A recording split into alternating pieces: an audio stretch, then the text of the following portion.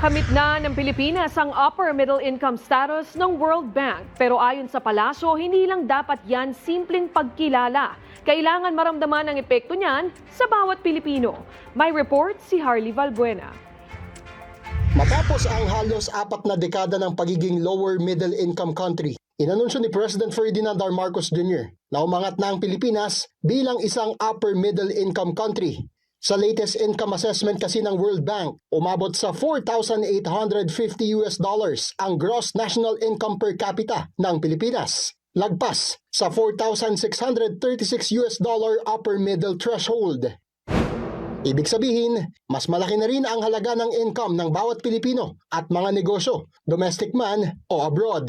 Ayon sa Pangulo, ito ang bunga ng ilang taong pagsusumikap ng mga Pilipino para patatagin ang bansa. Nagpapakita rin ito na naging epektibo ang economic policies ng administrasyon. Magbibigay daan ito sa isang mas maunlad na hinaharap para sa Pilipinas. Greater confidence means more investments.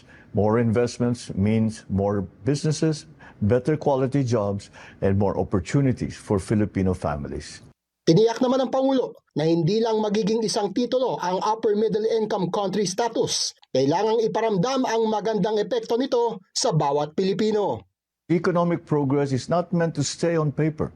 It is meant to open doors, put food on the table, and give every Filipino the chance to build a better life. That is the work that we will continue to do until every family feels the benefit of our country's progress.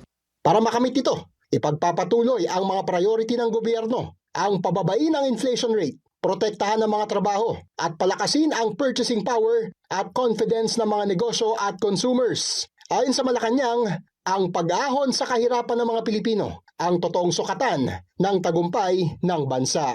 Harley Valbuena, IBC News.